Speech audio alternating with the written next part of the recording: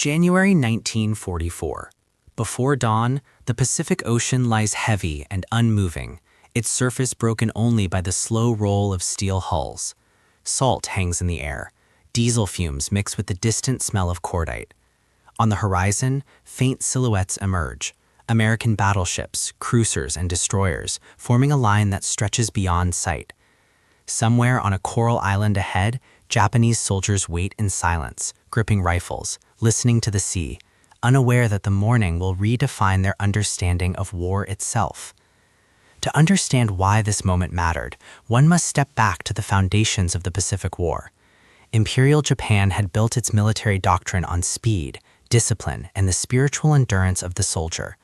Its navy prized precision, torpedoes, and decisive engagements. American industrial power, by contrast, had been underestimated.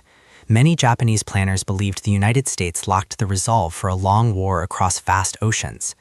They expected hesitation, shortages, and cautious firepower. What they encountered instead was a level of naval gunfire never before experienced by men on land. By 1943 and 1944, the United States Navy had transformed itself into an industrial force of unprecedented scale. Battleships like Iowa, New Jersey, North Carolina, and South Dakota carried main batteries of 14 and 16-inch guns, each shell weighing as much as a small automobile. A single broadside could hurl tons of steel across more than 20 miles. Behind these guns stood factories that produced ammunition by the millions, railways that carried shells to ports, and cargo ships that crossed the Pacific in endless rotation. This was not merely naval strength, it was industrialized certainty. Japanese soldiers defending island fortresses such as Tarawa, Saipan, Iwo Jima, and Okinawa expected air attacks. They were trained to endure bombing raids and small-scale shelling. They had dug deep caves and tunnels into volcanic rock, believing that fortifications and spiritual resolve could neutralize enemy fire. What they did not expect was the sound. The sound arrived first, low, distant, almost like thunder beyond the horizon. Then it grew. Naval gunfire did not scream like bombs, it rolled, a deep, rhythmic concussion that pressed against the chest and rattled bone. When American battleships opened fire, the ocean itself seemed to recoil.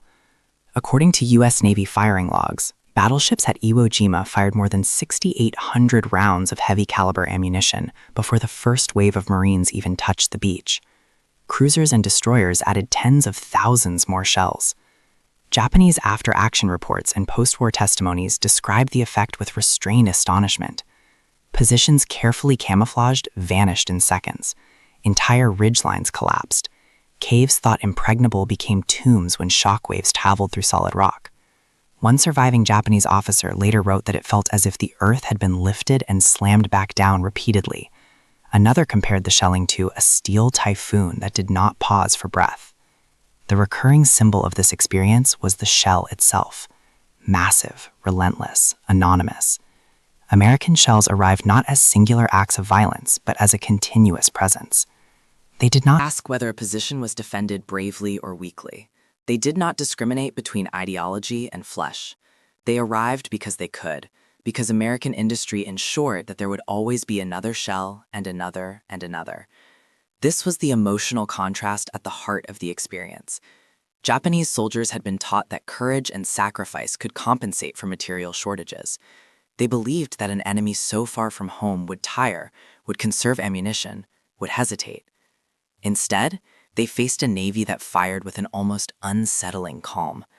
U.S. gunners trained methodically, rotated crews, corrected fire by the book. Ammunition expenditure reports reveal no panic, no scarcity, only efficiency. Historical records reinforce this imbalance. During the Okinawa campaign alone, the U.S. Navy fired more than 1.9 million rounds of naval gunfire support. Battleships maintained bombardments for days at a time. Admiral Raymond Spruance later noted that naval guns were used not only to destroy enemy positions, but to protect American infantry morale by ensuring constant pressure on the defender. Firepower became psychological as much as physical. For Japanese defenders, this realization was transformative. Survivors began to understand that this was not simply a clash of soldiers, but of systems. Where Japan relied on the spiritual endurance of individuals, the United States relied on a machine that could not be exhausted easily. The shells kept coming, even at night, even in poor weather, even after days of continuous firing. The idea that American resolve might break under losses faded with each new barrage. This experience altered perception in profound ways. Some Japanese soldiers, interrogated after capture, expressed disbelief, not at American bravery, but at American capacity. They spoke of ships that seemed endless, guns that never overheated, ammunition that never ran out. The shell became a symbol of something larger, a society capable of converting factories, farms, and railroads into sustained military power across an ocean. Yet within that symbolism lay a deeper ideological contrast. American naval gunfire represented not only abundance, but a form of collective organization.